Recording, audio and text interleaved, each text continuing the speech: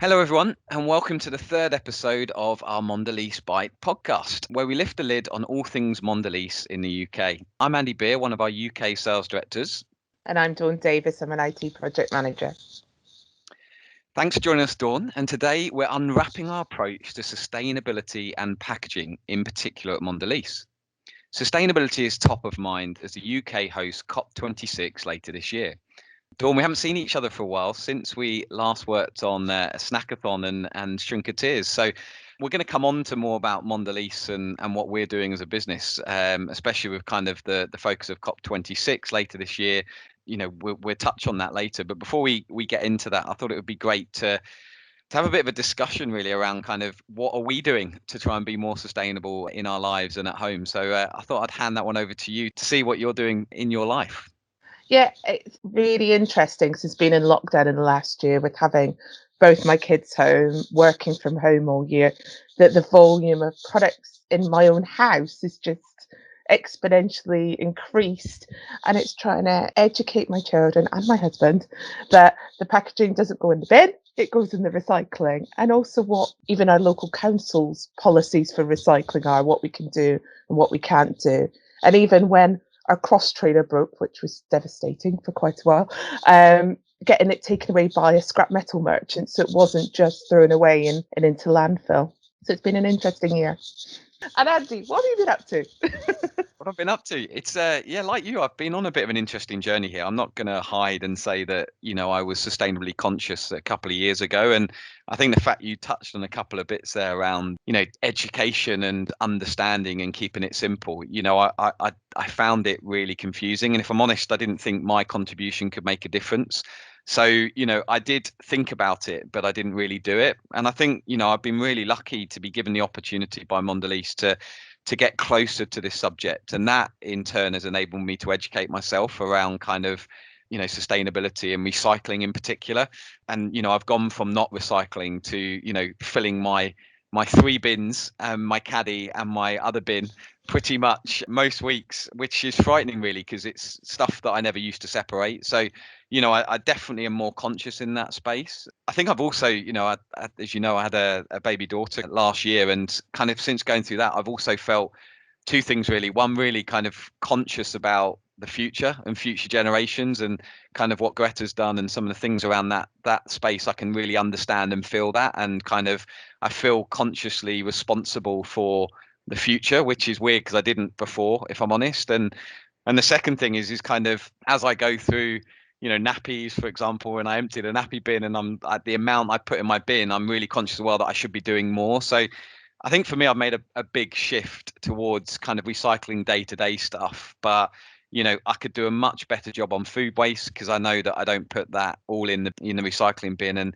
you know, I have thought about reusable nappies, but haven't. And you know, that's the bit for me. I think I can do a lot more. So, you know, I guess I'd like to make a bit of a commitment to kind of do more. And for me, it would be in that space of maybe try not to eat meat 7 days a week, and trying to do a bit more around food waste. They're probably my two bits that I think I could do more myself to make a bigger difference. So yeah, that would be for me. What about you? Are you as you said, with all the products in your house and what's happening, are you thinking that you could do more? Totally, Andy. I think everyone could do more, though, couldn't they? That's the point. I think, you know, touching on the food waste, we have a big American fridge freezer, and things get buried in the back of it and then suddenly go out of date. And it's understanding the best before end versus the use by, isn't it? So, you know, what can be used and when, and just we have a weekly repeat shopping, and the same things go on, and just trying to think more about, do we really need that this week, and should we actually wait till the following week to get it? So that's the next one, because I think we've got there in the household about the plastic and the recycling, the glass and the recycling, the cardboard and the paper, but it's how much further can I go? And also encourage my teenagers to do it, because they just chuck everything in the bin. And why do you think that is, the younger generation? Because it's easy. They can just put it in the bin, and mum comes and collects the bin, and it's gone. Whereas, you know, and they probably don't fully understand what that means and what that's going to do to our planet. So yeah, I'm a bit of a nag about it. And if I see something in the bin, it gets removed. No, you're 100% right, and I feel that the ease and the education piece for me are two that has been the shift for me. So I can resonate with exactly their behaviours. Look, Dot, it would be great.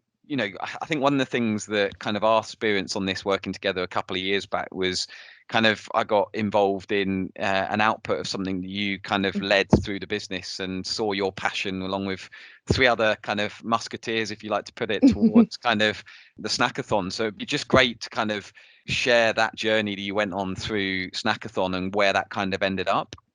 Yeah, Andy, it was a great experience just to start off with. So, gosh, it was about 18 months ago now. It all sort of started, and Mondelez, if you remember, did a competition called the Snackathon, where they were looking for just great ideas from anyone around the business that we could scale up and do something with. So, with three of my lovely colleagues, Kev, Neil, and Pavlo, we submitted our idea to Snackathon and called ourselves the Four Trinketeers.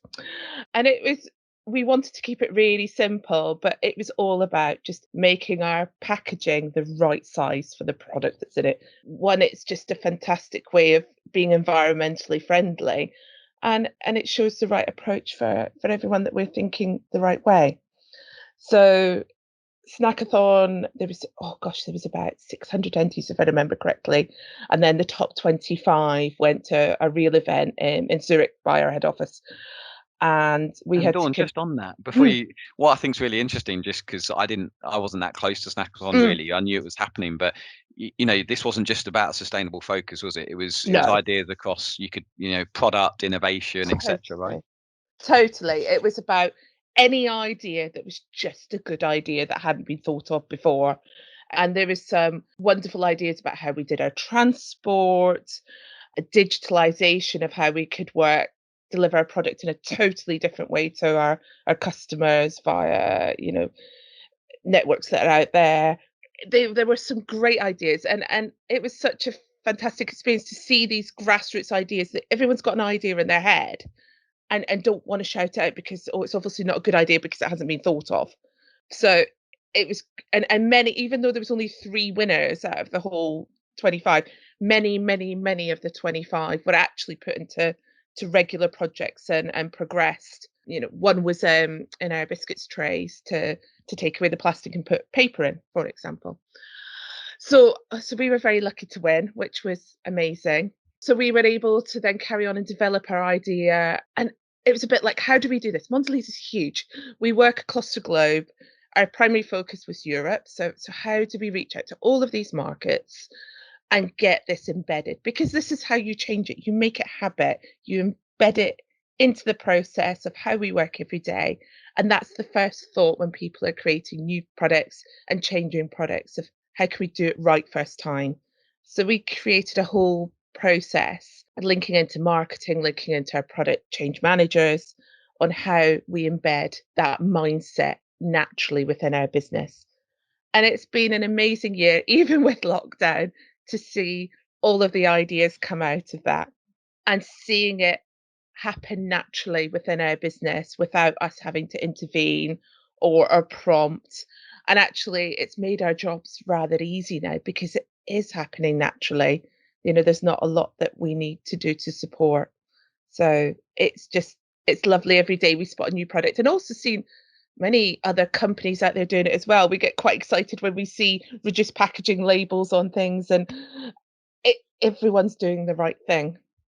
Yeah, it's an interesting one. I touched on it in kind of what shifted me personally, and it was just getting closer to our strategy. And as part of the sales team, back to your point of living and breathing through the business and being kind of end to end, I was kind of representing and part of the sales lens on our strategy across sustainability. And I think, the first bit before we dive into packaging is we always want to bring it back up, to kind of core guiding principles around sustainable snacking and that bit about helping the planet and people thrive. And I think, the first bit for me is just, there's kind of four areas where we focus our strategy and, we want to make sure we're focusing in the areas we can make the biggest difference. So First and foremost, as you kind of see, if you can see the chart, or if you're listening, you can't see the chart, but effectively, the first bit is sustainable ingredients. We need to build a resilient supply chain, ensuring that the sustainability of our ingredients are sustainable. So,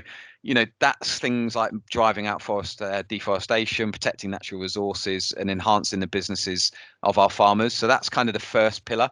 And, we've got big commitments in here towards our goals. We will be 100% sustainably sourced behind wheat through Harmony, and also chocolate through cocoa. So that's two big initiatives we set up, and I'm super proud of. In terms of the middle one, effectively around the environmental impact, it's super important that we think about the environmental impact and footprint, and make sure using natural resources more efficiently and renewably across the entire end-to-end value chain. Packaging innovation, I'm going to come on to a minute, because that's exactly where you just touched on, which is around shrinkateers, and kind of what we can do around Pack Light and Right, which is kind of our packaging innovation strategy. And that's all about improving the recycling and recyclability of our products to create zero net waste. And again, we've got a big, bold commitment in there, which we're on great progress really at the minute to get to 100% recyclable product and packaging by 2025. And then finally, we need to respect the rights and well-being of the people who live and work in the communities we touch. And again, this is something I'm super passionate about, from kind of farming communities where we source our raw materials all the way through to the factories where we manufacture our snacks. We have to stand up for the rights of everyone across all of our value chains. So that's kind of our global strategy, really. Sustainability is so important. It's our children and our grandchildren's future and beyond. And Mondelez wants to be part of that and lead forward, surely, to do the right thing. Like you say, pack light and right. Let's pack our products the right way. And did you believe that before Snackathon? Honestly, I honestly thought our idea wouldn't win because it's a lot of work. It's not as simple as just cutting the top off the packet. It's not as simple as taking a little bit out of a box. It's changing the artwork, it's thinking about how to reshape that, it's changing our production lines. We have so many production sites, and sometimes it's very expensive. It's not the most cost effective thing to do, but I was so pleased when we did one. And I guess now seeing, let's just take the bags example that you shared. I mean, Mm, I'm close to that one. It's something that, yes. kind of was inspired through the Snackathon and the Shrinkateers. And, we didn't we, this year remove 15% of our packaging from our share bags. Not only, as you said, is that taking packaging out of the product, it also, is amazing in the sense that it took 14% trucks off the road, because obviously you were shipping less air. So it's an amazing thing to see that in market. And I guess when you walked around and you saw that call out on pack and the change that we made, I think pretty much within 12 to 18 months, which is pretty quick for Mondelez. So what were your thoughts and feelings when you saw that live in supermarkets and stores across the country? I was over the moon. I was that person taking a photo of it and told my friends, going, "I did that." um, it, and it's also exactly like you say. It's about the truck miles, but it's also the truck miles from our customers' perspective. Our consumers can get more things in the boot of their car. It's all that knock-on effect as well. But yes, so terribly proud of that pack. And it's nice to see that many other suppliers are following the lead. And I guess, it's funny, isn't it? Because, I love working for this business and the products we do, because, I love food and I love kind of the interaction of the products, and they always create a conversation, don't they? Everyone's got an opinion or a view on Mhm. the great brands we're lucky enough to make and sell. So I guess the bit for me, kind of another one that's been really there as a result of Pat Light and Right, is around the material and kind of Easter.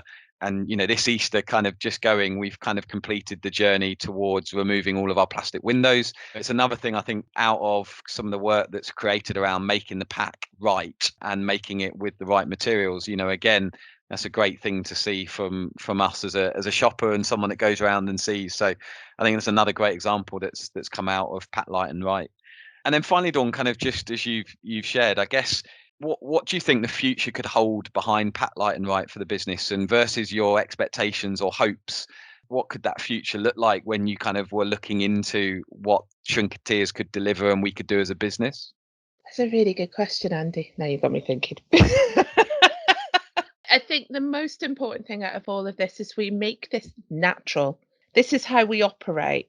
We do the right thing when we're creating the next big new product. That's first and foremost in our R&D's mind, in our project change manager's mind, in our marketing colleagues' mind, and even in sales. Because they're ultimately going to be selling the product to our customers.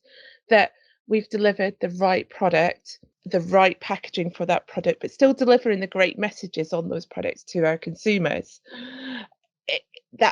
I want it to be habit. I want it to be the first thing we do.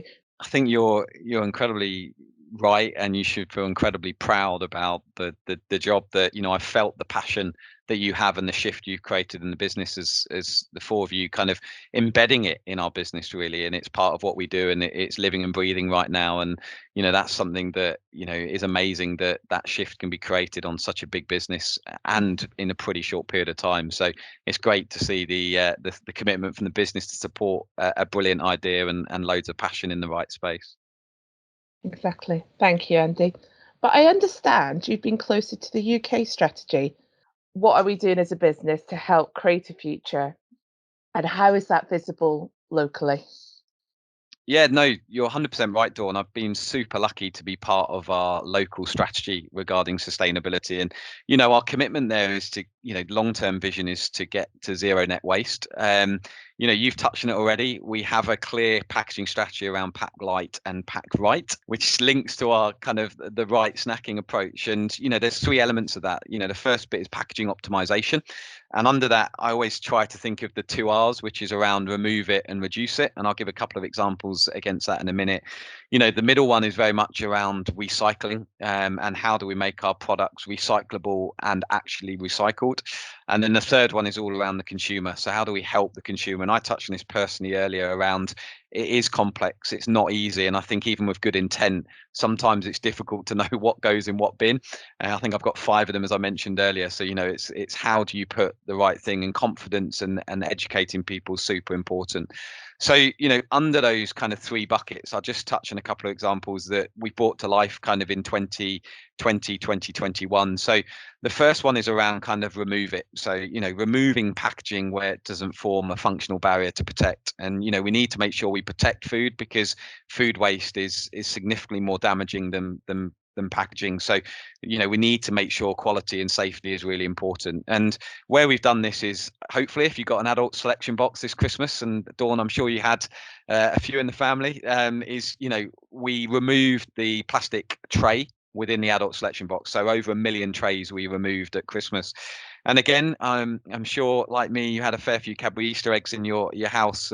When you went to kind of throw them away, you probably realised 2 things. One is, it had no plastic window. So really proud of getting to 100% window free across our shell egg range and removing 6.5 million plastic windows this Easter.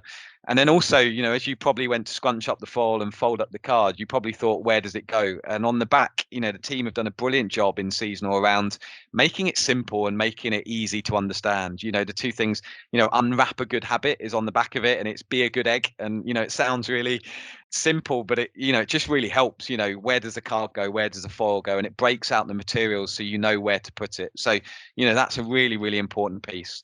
And then finally, around kind of recycling, a couple of things. We're at 97.2% of recyclable material now, locally, and that's a brilliant position to be in. But we're not going to stop there. As you know, we need to get to 100% by 2025.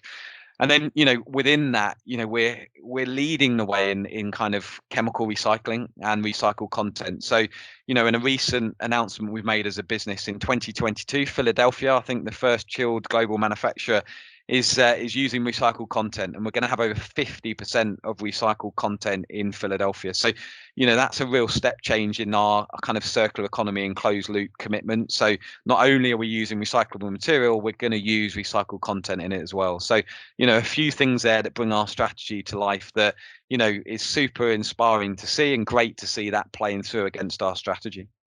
Andy, that's brilliant. It's so great to be reminded of all the things that we've done in just 1 year already. Um, but how are we reaching out to any external companies? How are we leveraging this going forward with them? Yeah, it's a great question, because I think what's really clear is we can't do it on our own, and we come together with other kind of retailers, manufacturers, and joining key kind of initiatives and schemes. And you can see in front of you there, if you've got the chart. If you haven't, I'll call them out. Two that we are in partnership with. One is the UK Plastic Pact. And the other is the Ellen MacArthur Foundation's New Plastics Economy Global Commitment. And they're two initiatives and partnerships that we've signed up to, that kind of align to our ambition and our approach around 100% of plastic packaging to be reusable, recyclable.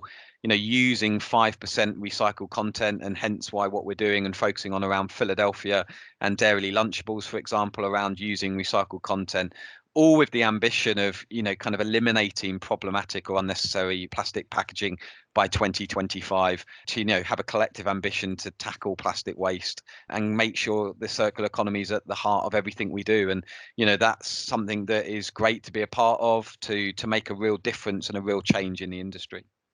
Andy, that's really exciting. I can't wait to see that happening later this year. Thank you so much. No, thank you, Dawn, for taking the time to join the MDLZ Bite podcast today, for all of your passion and energy that went into the snackathon and Shrinkateers, and where we're ending up as a business. And thanks to our listeners as well. And until next time, have a great day, and we hope you can join the fourth podcast.